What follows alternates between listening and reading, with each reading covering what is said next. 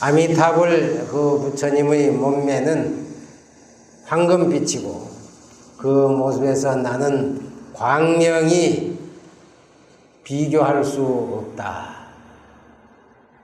그래서 이 아미타불 부처님을 무량광 그렇게 얘기를 합니다. 보통 아미타불 부처님은 무량수열애라 그러는데 아미타불 부처님의 명호가 다 빛광자가 들어가는 12개의 그 명칭을 가지고 있습니다. 그래 그 첫 번째가 무량광인데 한량이 없는 그런 광명으로 몸을 다 갖추어서 이 아미타불 부처님과 비교할 수가 없다. 짝할 사람이 없다. 미간백호 도는 모양은 5 수미상과 같다. 그랬는데 우리의 미간백호는 두 눈썹 사이에 부처님의 그 이마에 보면은 구슬이 하나 박혀 있는데 그것을 미간백호라고 하고 서가모니 부처님은 거기에서 광명을 놓는데 털이 하나가 나서 그 털을 한번 쭉 뻗으면은 거기서 광명이 수없이 많이 갈라져서 저 뒤에 태화에도 보면은 부처님의 죽을 부처님 이마에서 정수리에서부터 시작을 해서 쭉 오색으로 광명이 나와 있는 게 있는데 그것은 5개의 수미산과 같다 그렇습니다. 수미산이 5개와 같다. 이 지구에 있는 수미산은 우리가 알고 있는 저 티베트의 에베레스트 세계에서 가장 높은 8,884m나 되는 그런 높은 봉우리와 같은 것이 5개나 있다 그러는데 이 5개는 바로 우리 중생들이 가지고 있는 안이비설 신이라고 하는 5개의 감각기관을 비교를 해서 수미산에다가 비교를 해서 이 아미타불 부처님도 그런 5개의 수미산보다도 더 높은 그런 곳에 미간백호상이 있고 그 미간백호상에는 여러 가지의 아름다운 광명이 돌고 있다. 그리고 보통 우리는 눈이 2개죠. 눈이 2개인데 불교에서는 3번째 눈, 지혜의 눈을 갖추어야만 된다. 그래서 보통 불교에서는 삼목, 3개의 눈을 갖춘 사람이 또는 그런 분이 신장님으로서 부처님을 옹호하는 분이다. 그렇게 얘기를 합니다.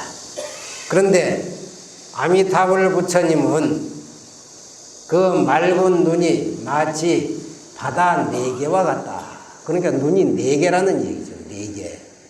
보통 우리는 2개인데 지혜의 눈까지 합치면은 3개고 그런데 왜 아미타불은 내 바다처럼 눈이 맑고 깨끗한 그런 눈이 4개일까?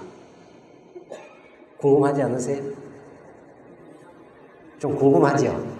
보통 사람은 2개인데 지혜 눈까지는 그래도 우리가 이해가 되지만은 어떻게 해서 아미타불 부처님은 눈이 4개나 돼가지고 우리가 알고 있는 태평양, 대서양, 인도양 그런 큰 바다처럼 맑고 깨끗한 눈이 4개나 될까? 그것은 바로 중생들을 염불을 해서 극락세계에 왕생하도록 하는 그런 원의 눈, 원을 갖춘 눈 하나가 더 갖추어져서 아미타불은 눈이 지혜의 눈만 아니라 원력의 눈 하나까지 더 갖추고 계신다. 원력, 그것이 바로 4번째 눈이다. 우리도 얼굴에 눈이 2개뿐이지만은 그 눈을 가지고 보고 또 모양을 다 구분을 하고 빛깔을 구분을 해내는 분별해내는 눈을 하나 더 머릿속에 가지고 있단 말이에요. 그러니까 두 눈 이외에 식별하는 분별하는 눈 하나가 더 있는데 그 분별하는 눈을 부처님은 지혜의 눈이다. 그렇게 이 얘기를 하고 아미타불 부처님은 그 지혜 위에다가 일체 중생들이 다 사막도를 벗어나서 극락세계에 왕생하도록 하는 원력의 눈 하나를 더 갖추고 계신다. 그래서 이 아미타불 부처님은 부처님이 되시기 전에 옛날에 법장비구로 있으면서 48가지의 원을 세웠습니다. 그래서 그것을 보통 우리는 48원 그러는데 48원의 하나하나가 그대로 다 원만하게 갖추어져서 아미타불이라고 하는 부처님을 이룩을 하셨습니다. 그런데 이 아미타불을 설명을 하기를 광명이 한량이 없다. 그 빛이 한량이 없다. 하늘에 있는 해는 빛이 밝기가 여름이 되면 훨씬 더 밝고 뜨겁고 하지만은 이놈이 장마가 져가지고 구름이 딱 끼면은 햇빛이 없어지죠. 햇빛이 없어져 버려요. 빛을 비추고 하늘에서는 비추고 있지만은 구름이 꽉 끼어가 있으면은 우리한테 햇빛이 전달되어 오지를 않는단 말이죠. 그런데 아미타불 부처님은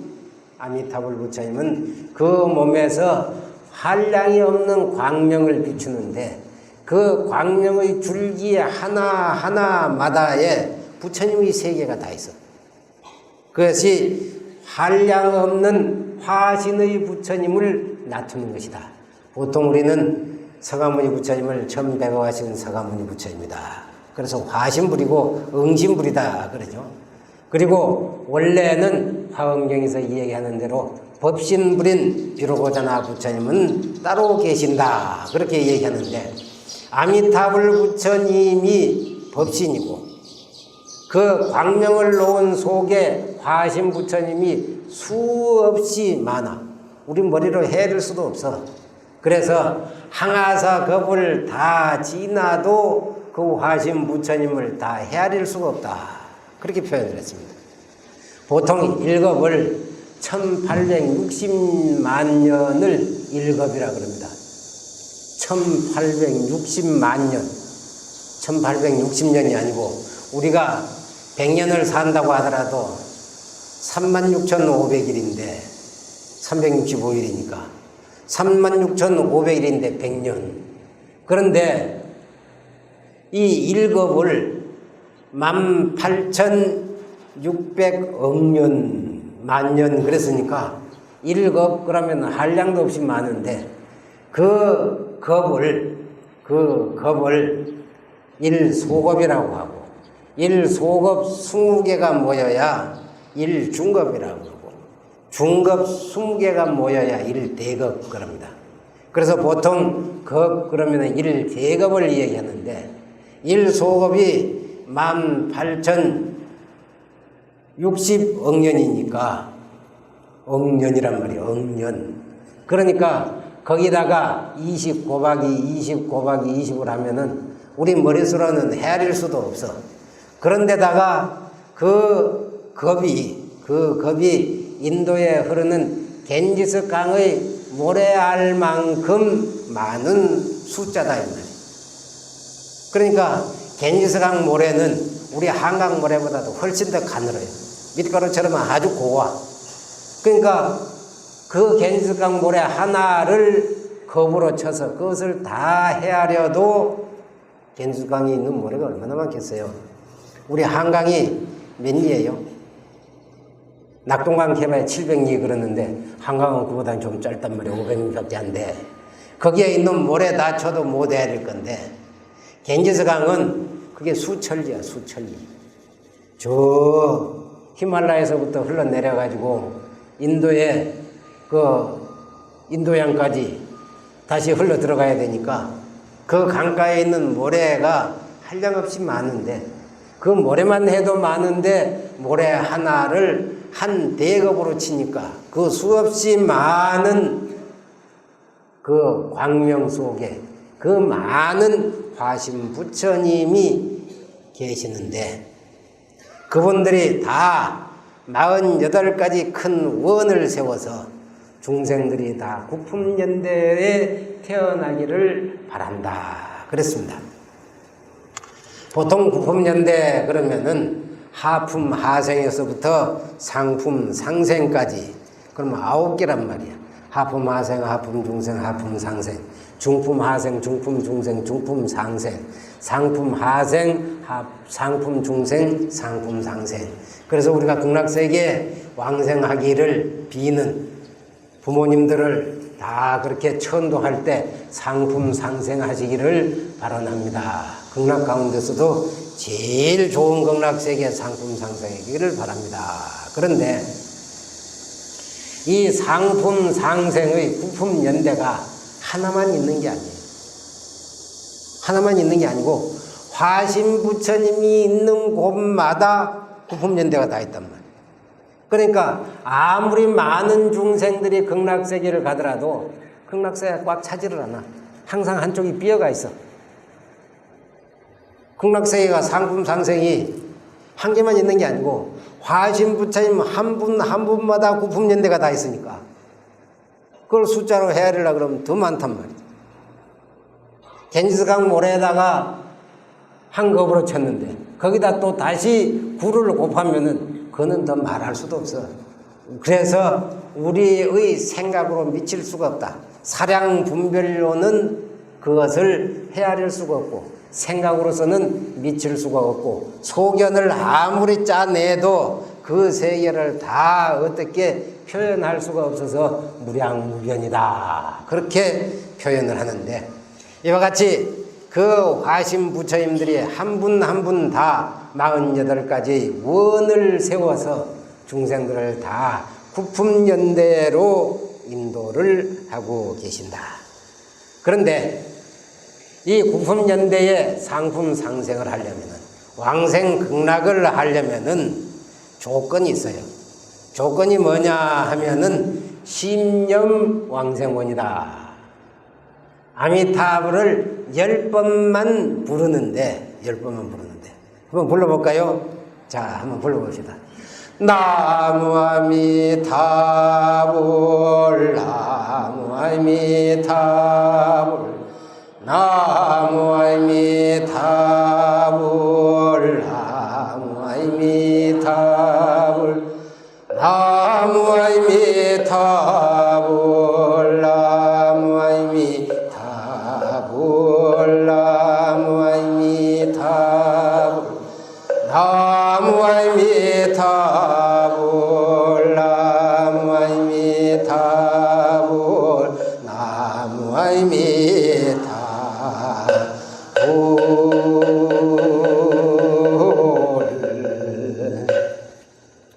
자, 이제 10번 아미타불을 불렀으니까 여기 앉아있는 모든 불자님들은 극락세계 왕생을 다 했습니다.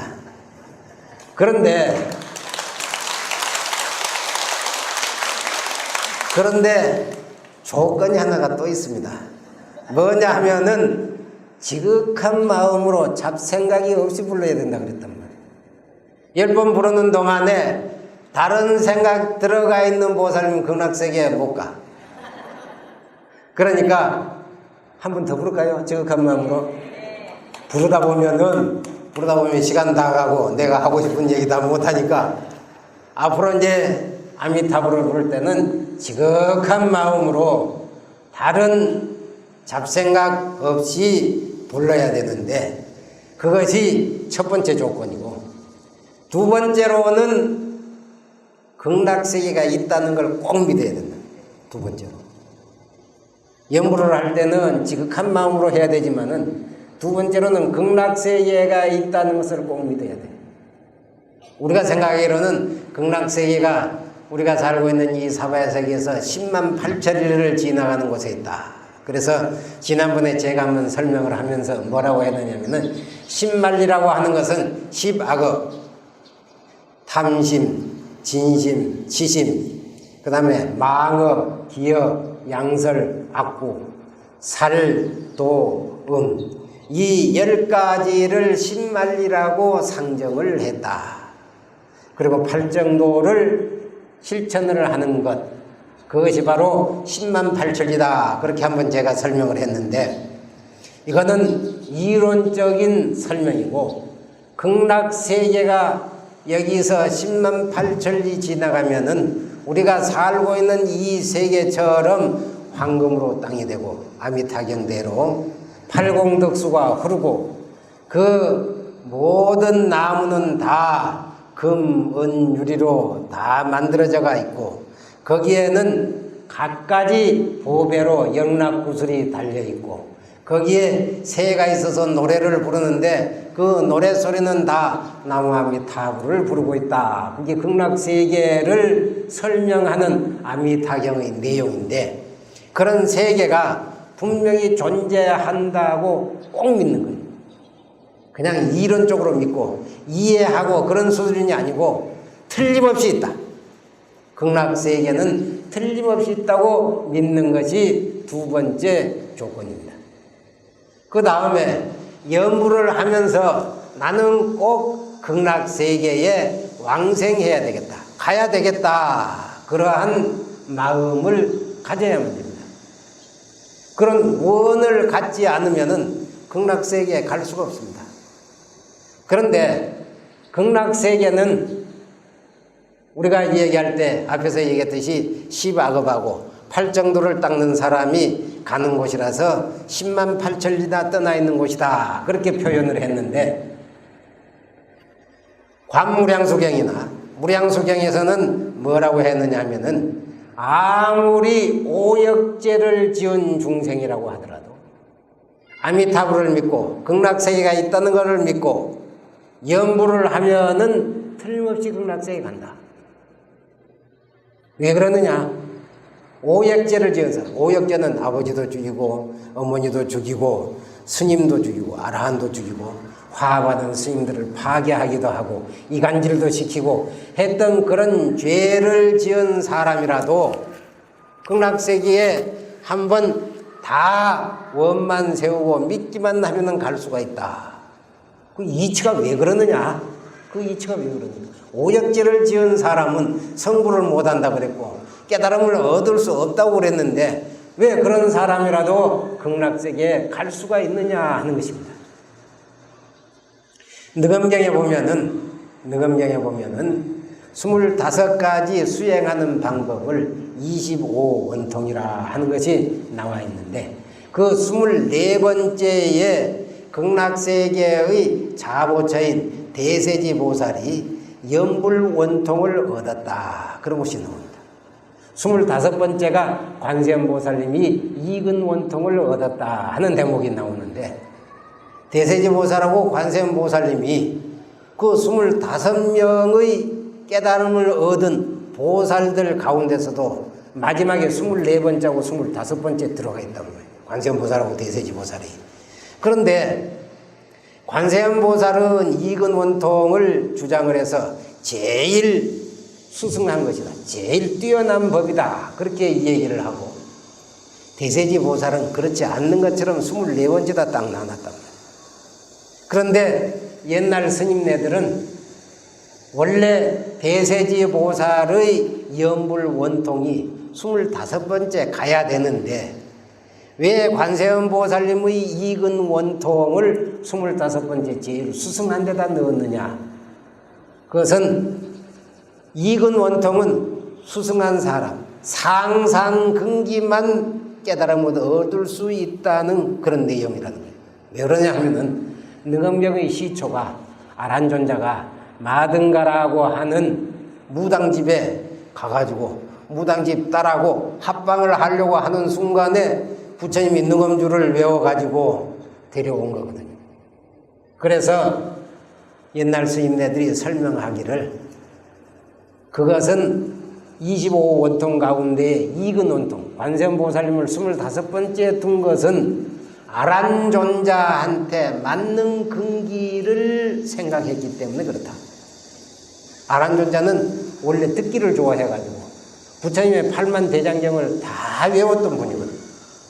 45년 동안 법문한 거를 하나도 안 빼고 글자 한자도 안 틀리고 다 외웠던 분이 아란존자예요. 그러니까 아란존자는 기로 부처님 법문을 듣고 많이 기억을 했으니까 거기에 맞춰서 이근이 최고다. 그렇게 얘기를 하는 것인데 사실은 아란존자가 듣기만 많이 하고 그 마음을 되돌려서 자기 마음을 비추어 볼 줄은 몰랐다. 자기 마음을 비추어 보는 상상근기가 돼야만이 이근 원통이 가장 수승한 원통이 되는 것인데, 그런데 대세지 보살의 연불원통은 상근기나 중근기나 하근기나 할 것 없이 누구나 다 연불만 하면은 극락세계에 간다. 극락세계에 가는데 하품 하생에서부터 중품 중생 상품 상생까지 9개 단계가 있으니까 극락세계에 가면은 다시는 불태전지가 된다. 그래서 아미타경에 보면은 누구나 다 극락세계에 태어나면은 아비발치를 얻는다. 그 아미타경에 분명히 딱 그렇게 해놨단 말이에요. 서가모니 부처님이 거짓말 하실 리는 없어. 극락세에 가면은 다시는 사바세계에 내려와서 오역제를 짓는다든지 시바급을 짓는 일은 없다. 불태전지에 들어간다 그랬어요. 문수보살이나 보현보살이나 그 이외의 연불을 했던 저 당나라 시대 때의 해원법사나 또는 인도에서 마명용수 같은 분들, 그런 분들이 모두 다 한결같이 연불이 가장 수승한 방법이다. 왜 수승하다고 하느냐 하면은 가장 낮은 하근기에서부터 시작을 해서 가장 높은 상근기까지 다 극락세계에 왕생을 할 수가 있고, 극락세계에 왕생을 하면은 다시는 물러섬이 없는 경지에 들어간다. 그래서 그것을 아비발치에 들어간다 그렇게 표현을 했단 말이에요. 그런데 이 아비발치가 물러섬이 없는 경지가 어떤 경지냐 하면은 우리가 다음 생에 이 사바세계 교주로 오실 미륵부처님이 지금 현재 도솔천에 미륵보살로 있는데, 미륵보살로 있는 이 미륵이 바로 아비발치의 지위에 들어있다 그런 얘기. 그러니까 극락세계에 왕생하기만 하면은 미륵보살과 똑같이 우리도 불태전 지위에 들어갈 수 있다 그런 얘기입니다. 그래서 연불하는 것이 가장 수승하다 그런 얘기예요. 또 극락세에 가면은 모든 부처님이나 보살님들하고 함께 수행을 하게 됩니다. 모든 부처님들을 우러러 뵙고 모든 보살들과 함께 수행을 하기 때문에 물러설 리가 없죠. 물러설 리가 없어요. 그리고 거기서는 바람이 부나 새가 노래를 하나 한결같이 다 연구를 할 수 있는 분위기가 된다. 우리는 이 조계사 법당에 왔을 때는 마음이 모아져서 부처님한테 간절하고 지극하게 되는데, 조계사만 딱 나가면은 당장 차가 지나가는데 안 치여 죽으려면은 차가 오는가 안 오는가 요리조리 살펴봐야 되고, 그런 다음에 길을 건너야 되고, 버스를 탈 것인가 전철을 탈 것인가 생각하느라고 오늘은 버스를 타고 가, 더운데 전철이 더 시원한데, 모래 속에서 이런저런 생각하느라고 공상망상이 많아. 그런데 극락세계는 딱 가면은 바람 소리나 새 소리나 그 보배나무에 달려있는 갖은 오색 구슬에서 나는 소리가 다 아미타불을 생각하는 소리만 들린다. 그러니까 환경이 그만큼 달라져 있어. 그 달라져 있는 극락세계에 가기만 하면은 자연히 불태전지에 들어갈 수밖에 없죠. 우리는 이 조계사 법당에서 누구나 다 아미타불을 불러가지고 극락은 벌써 다 갔어. 이 법당 안에 있을 때는 다 극락인데 나가면은 그렇지를 않단 말이야. 이게 문제인 거라. 이게 문제야.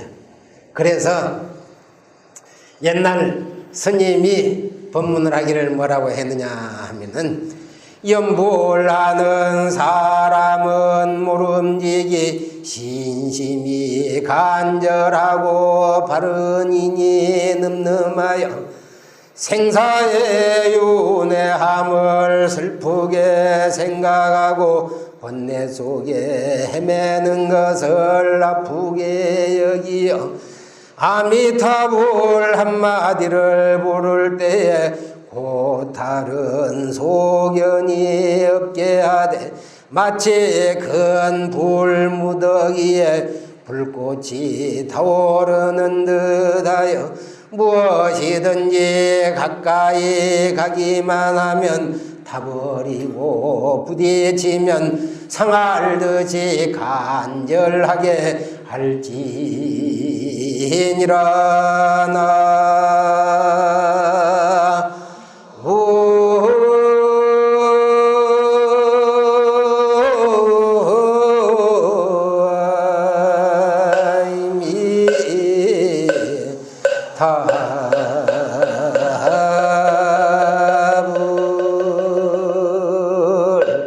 한결같은 마음이 어지럽지 아니하여 주관과 객관을 함께 얻게 되면은 본분가에 이르는 것은 누말할 것이 없고 왕생하는 지름길이 되는 것도 입 밖에 낼 필요가 없는 것이니라. 나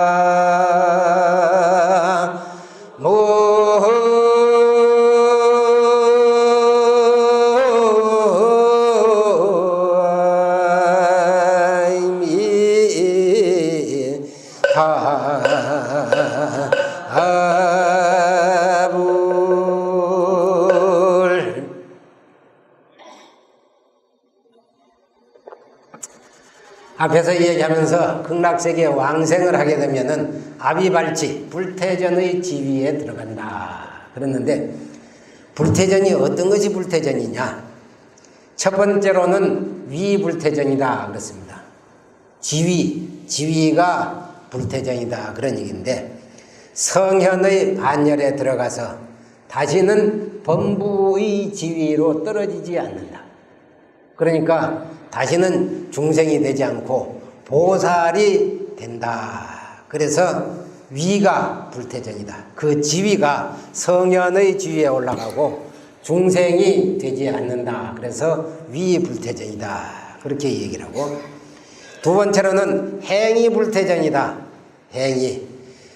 이 극락세에 가면은 아미타경에 보면 무슨 얘기가 나오냐 하면은, 극락세계에 가서 아침에 일어나가지고 꽃을 가지고 시방세계에 있는 부처님들한테 다 가서 공양을 올리고 돌아와가지고 안칫밥을 먹고 그런 다음에 수행을 한다. 그런 얘기가 나와 있습니다. 미타경에 보면 그런 얘기가 있단 말이에요. 그런데 이 행불태전이라고 하는 말은 바로 항상 중생들을 제도함으로써 다시는 혼자만의 열반을 추구하는 일이 없고 일체 중생이 다 함께 성불하여지이다 하는 그러한 원을 가지고 성문이나 영각의 지위를 훨씬 더 뛰어넘는 중생을 제도하는 그런 실천을 한다. 그래서 그것을 행불태전이다 그럽니다. 그것을 아미타경에서는 바로 시방에 있는 모든 부처님들에게 공양을 올리고 그런 다음에 와서 아침 공양을 한다. 그런 내용이 아미타경에 있는데, 그것이 바로 일체 중생을 제도하는 첫 번째, 부처님한테 공양을 올리고 그런 다음에 모든 중생들을 다 극락세계에 왕생하도록 연부를 가르치는 것이 되는 것이죠. 그 다음에 세 번째로는 생각념자 염불태라 그렇습니다. 염불태전이라고 하는 것은 생각이 바로 부처님의 크나큰 깨달음의 바다로 들어가는 것이다. 그래서 염불태라. 그래서 우리는 염불이다. 부처님을 항상 염한다고 그래서 염불태라 하고 그랬는데, 이 염불태라는 말을 좀 더 구체적으로 설명을 하면은, 부처님이 2600여 년 전에 법문을 하신 팔만대장경 가운데 대집경이라고 하는 경이 있습니다. 대집경. 큰 대자, 모을 집자, 글경자인데, 대집경에 보면은 뭐라고 해놨느냐 하면은, 말세에는 수없이 많은 수억 명의 사람들이 자력에만 치우쳐서 참선을 하는데 그렇게 수행을 한다고 하더라도 깨달은 사람은 가물에 콩나듯이 한다. 자력으로 수행하는 사람은 깨달음을 얻은 사람이 가물에 콩나듯이 드문드문 난다는 말이죠. 그런데 오직 염불법문에 의지하는 사람은 만 사람이면 만 사람이 다 생사의 고통에서 벗어나는 것이다. 그렇습니다. 나고 죽는 괴로움의 세계를 벗어나는 것, 그것이 바로 부처님의 경지인 깨달음을 얻는 것인데, 염불하는 사람은 극락세에 가서 불태전지에 들어갔다가 그런 다음에 아미타불 부처님의 법문을 듣고, 그리고 누구나 다 깨달음을 얻게 돼서 부처를 이룬다. 그랬단 말이에요. 극락세계에 나게 한 순전한 염불 법문에 대한 내용이 이 대집경에서도 간단하게 이렇게 나와 있습니다. 자력 수행은 하기가 참으로 힘들다, 그런 얘기죠. 깨달은 사람이 드문드문 난다 그랬으니까 자력 수행은 참으로 힘들다.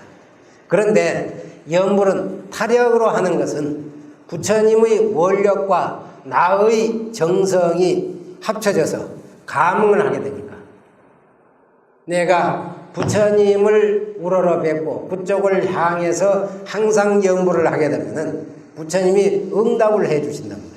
그게 바로 극락세계에 왕생할 수 있도록 해 주시는 거예요. 그러면은 죽게 됐을 때라도 극락세계의 부처님과 관세음보살님, 대세지보살님, 일체청정 대중보살들이 그 본석들과 함께 와서 맞이해 가지고 극락세계의 연꽃 속에 태어나게 된다. 그런데 연꽃 속에 태어나더라도 연꽃이 활짝 피어야만이 부처님 법문을 듣는 거거든요. 연꽃 속에 갇혀 있어 가지고는 법문을 못 들어.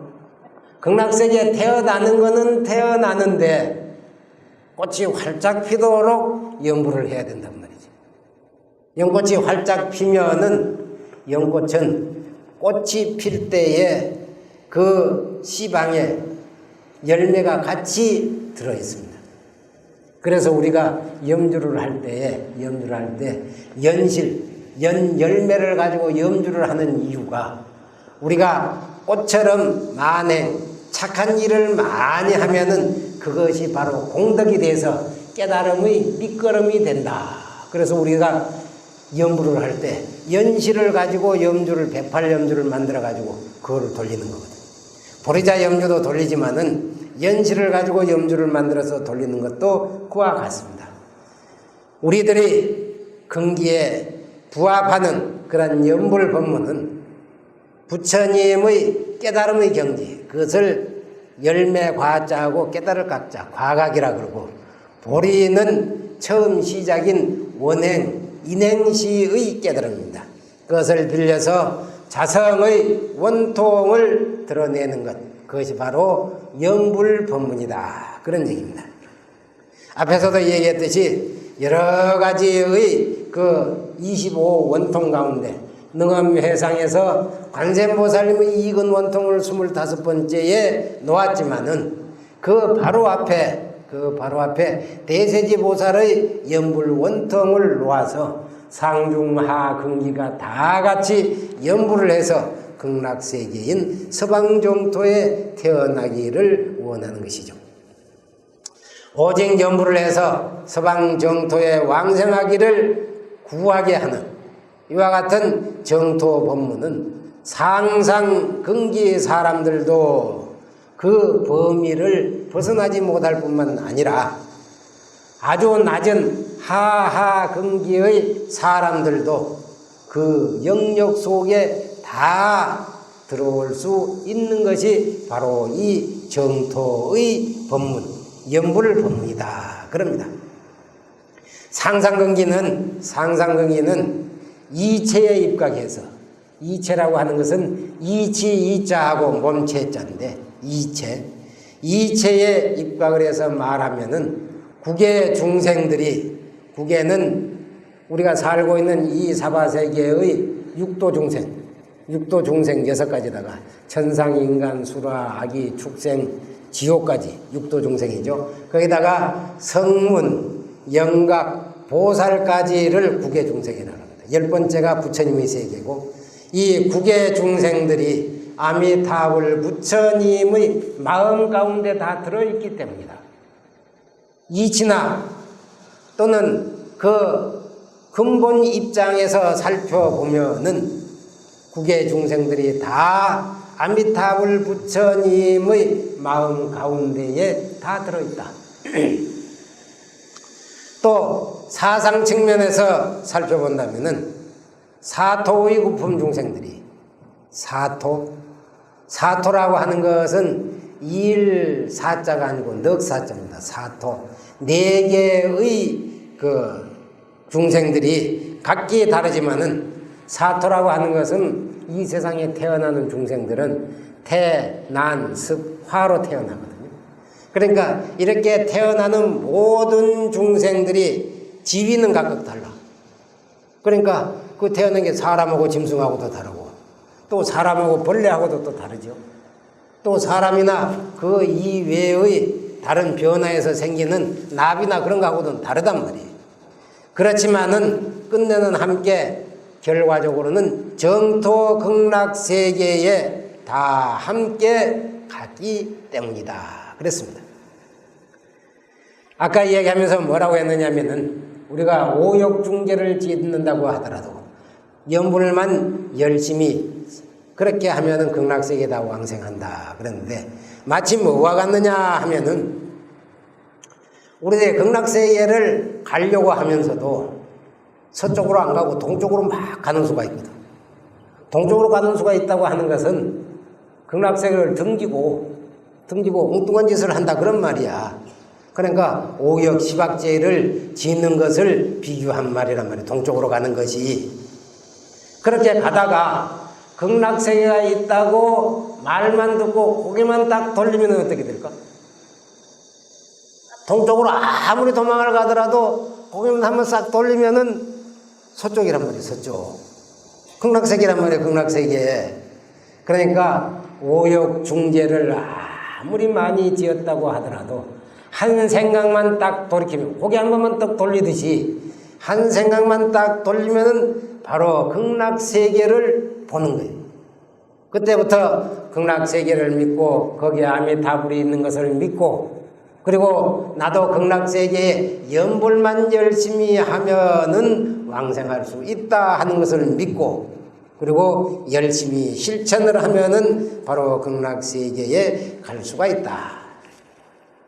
정토 삼부경인 16광경에서는 말하기를 뭐라고 했느냐면은 아미타불 부처님이 48원을 이루기 위해서 그때에 실천을 할 때에, 행동으로 옮길 때에, 그럴 때에 아미타불 부처님의 광명이 얼마나 넓고 크고 깊고 밝았던지, 그 부처님이 보살로 있을 때 한 발자국만 딱 뛰어도 삼천대천세계뿐만이 아니라 모든 시방세계가 다 진동을 했다.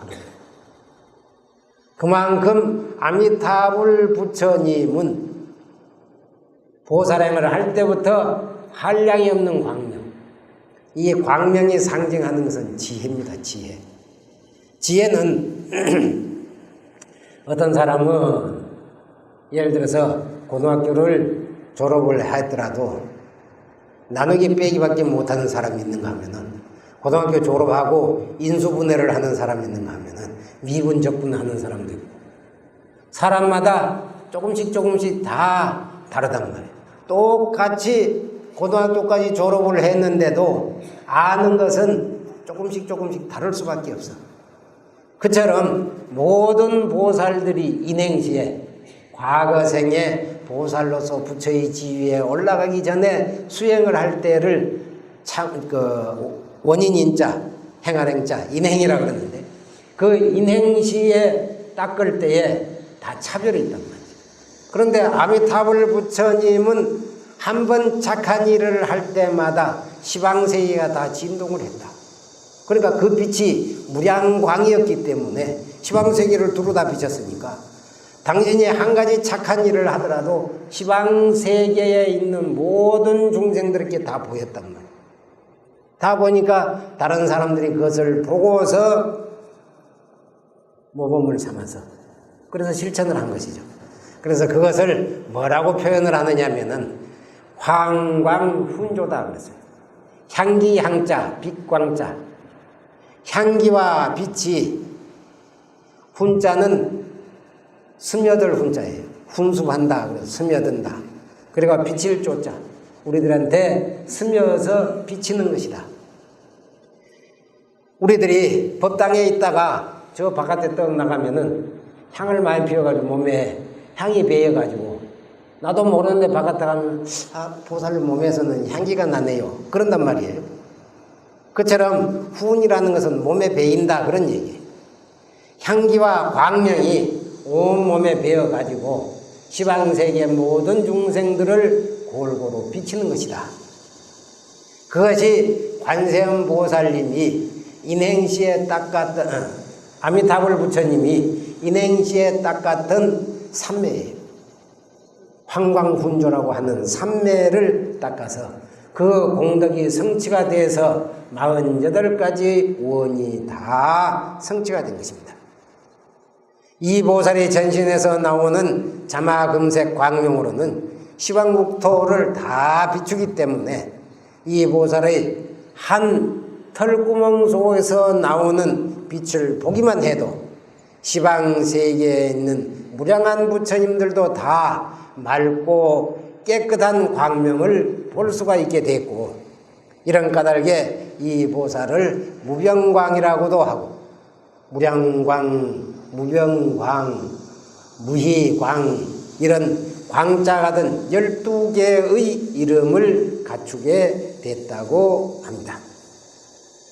아미타불을 믿음으로써 연불삼매를 얻게 되는데, 연불삼매에도 4가지의 연불삼매가 있습니다. 첫 번째는 지명연불이라 그러는데, 가질 지자, 이름 명자, 아미타불이라는 이름을 내 머릿속에 기억을 해가지고 항상 잊어버리지 않고 말로 표현을 하거나, 그렇지 않으면은 말은 안 하면서도 머릿속으로는 나무아미타불 하는 수도 있거든요. 머릿속으로만, 말은 표현을 안 해도 그것을 지명연불이라 그렇게 합니다. 그것이 바로 지명연불삼매다. 두 번째는 광상연불인데, 볼관자하고 형상상자. 반주삼매경에서처럼 부처님의 32상과 80종호를 다 관찰하는 거예요. 그게 관상연불. 인변에 코끼리 상자는 모양 상자입니다. 관상연불. 그 다음에 세 번째는 관상연불인데, 이거는 나무목 옆에 눈목자 하는 모양상자 관상연불이에요. 앞에서는 부처님의 32상 80종호를 관찰하는 것이고, 이 세 번째 관상연불은 16광경이라고 하는 경에 나와 있는 서방정토 극락세계 부처님, 보살님, 상호, 그리고 그 환경, 그러니까 그곳에 맑은 연못이 있고 황금 땅이 돼 있고 팔공덕수가 흐르고 거기에 뭐 보배 나무가 있고 거기에 새가 있는데 다 아미타불을 노래하고 하는 그런 것을 머릿속으로 생각하는 것이 관상연물이에요. 그 다음에 이제 마지막이 실상연물인데 열매실자하고 모양상자 이게 실상산매 이것을 얻으면은 구품연대를 떠나서 부처님처럼 42위를 다 초월해서 등강묘각을 지나서 실제로 부처님의 지위를 증득하게 되는 연물이 바로 이 실상연물이다 그럽니다. 첫 번째는 지명연물, 두 번째는 관상연물, 세 번째도 관상연물인데 같은 관상연물이라도 인변에 코끼리 상자는 관상연물은 부처님을 포괄적으로 관상하는 30 이상 80종호를 관하는 것이고 밑에 모양상자 관상연물은 16광경에 나오는 극락세계 아미타불 모든 보살 국토 그리고 거기에 환경을 낱낱이 다 관찰하는 그런 법을 관상연물 그리고 네 번째는 실상연물 이것을 얻으면은 마지막 부처님의 지위에 들어가는 것이다. 그렇습니다. 우리들이 지극한 마음으로 연부를 하면은 마치 부모가 자식을 생각하듯이 부처님도 잊어버리지 않고 우리를 극락세계로 꼭 영접을 한다. 우리는 금생 동안에 부모와 자식의 인연을 맺었기 때문에 부모는 자식이 멀리 떨어져 있으면은 못 잊어가지고 밥은 제대로 먹는가, 춥지는 않는가, 덥지는 않는가, 제대로 잠은 자는가 그런저런 걱정을 하죠. 그런데 죽고 나면은 자식하고의 이전이 다 됐기 때문에 다시는 생각을 안 합니다. 그런데 부처님은 일체 중생을 생각하기를 부모처럼 친부모처럼 생각을 하는데 길이 영원히 잃어버지를 않고 마치 그림자가 형상을 따르듯이 메아리가 소리를 따르듯이 항상 이와 같이 부처님께서는 모든 중생들이 아미타불을 염하도록 지명연부를 하거나 관상연부를 하거나 실상연부를 하거나 염하도록 그렇게 하시고 염하는 중생들에게는 조금도 어긋남이 없다. 그래서 옛날에 초조인 여산해원선사거나 또 중국에서의 3조인 성원대사, 4조인 법조대사 같은 분들이 다 16광경을 관철을 하다가 삼매 속에서 아미타불 부처님을 칭견을 했다고 합니다. 우리가 태어나는 극락세계는 아까 얘기했듯이 부처님, 화신 부처님마다 9가지의 구품연대가 다 있다고 그랬는데 그 구품연대 가운데서도 우리가 태어나는 정토가 여러 가지가 많습니다. 여러 가지가 많은데 우리가 살고 있는 이 세계를 범부와 성현이 함께 사는 곳이다. 그래서 범성동거토 그럽니다. 범부와 성인이 같을 동자 머물 것자 함께 머물러 사는 국토다. 그래서 범성동거토. 그 다음에 두 번째가 방편유효토인데 보통 우리는 극락세계가 방편유효토다. 방편으로 나머지 세계를 만든 곳이다. 모방자에다가 엿볼 편자, 그 다음에 있을 유자, 남을 여자, 방편유효토다. 그래서 극락세계는 우리 중생들을 제도하기 위해서 방편으로 세운 곳이다. 그렇게 얘기를 하는데 앞에서 얘기했듯이 방편으로 세운 것 같으면 믿을 필요가 없죠. 믿을 필요가 없어요. 우리는 극락세계가 꼭 있다는 것을 믿고 거기 아미타불에 계셔서 10번만 지극한 마음으로 신념을 하면은 왕생한다 그랬으니까 그것을 믿고 10번만 지극한 마음으로 하면은 아미타불을 염하면은 극락세계 간다 그랬는데 방편주요토 가운데 극락세계를 포함시키는 것은 그거는 마땅한 것은 아니다.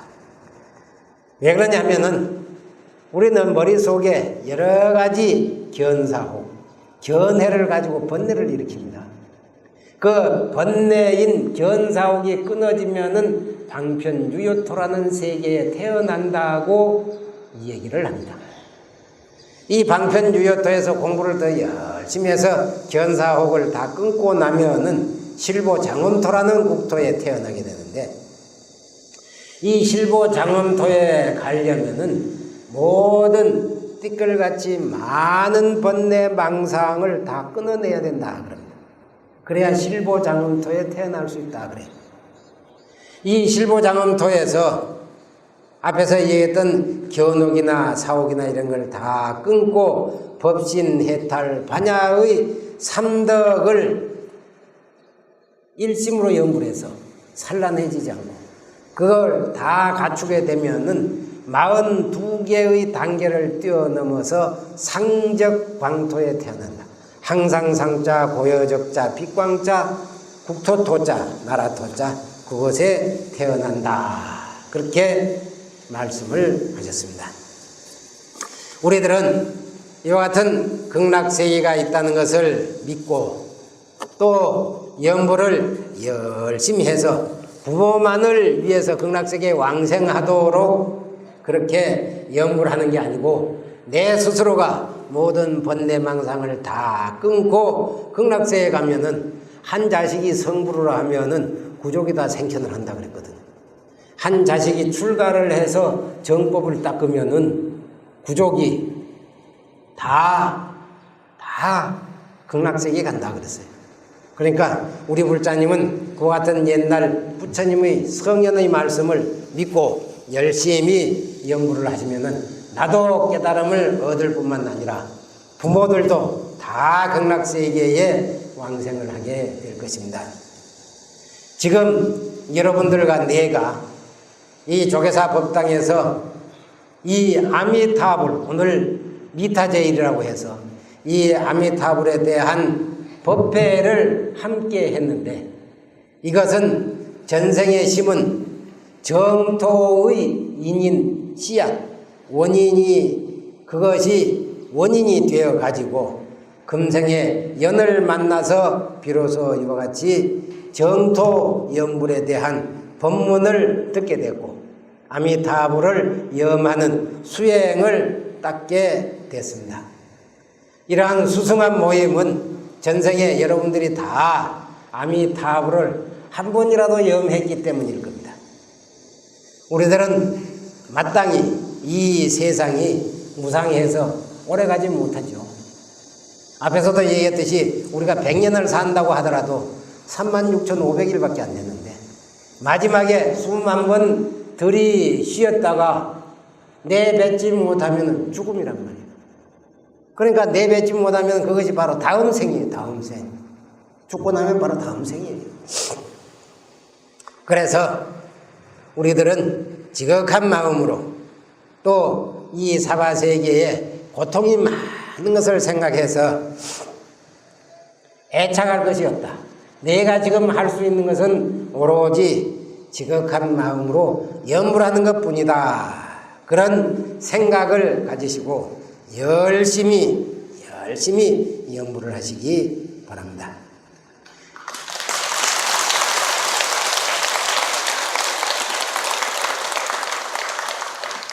사실은 여러분들이 쉴 수 있는 시간은 극락세계에 왕생하고 난 다음밖에 쉴 시간이 없어요. 그전에는 쉴 틈이 없어. 뭐 피곤해가지고 쉬어야 되니 어쩌니 그래서 샀는데 연불하다가 피곤하면은 조금만 그러는데 쉴 틈은 없어요. 쉴 시간은 극락세계에 왕생하고 난 다음에 쉬도 됩니다. 자, 모두 합장을 해 주십시오. 우리 모두가 간절하고 진실한 자세로 연불을 닦아야만 합니다. 함께 아미타불을 염해야 할 것이며 함께 서방 정토극락세계에 왕생하여 지다나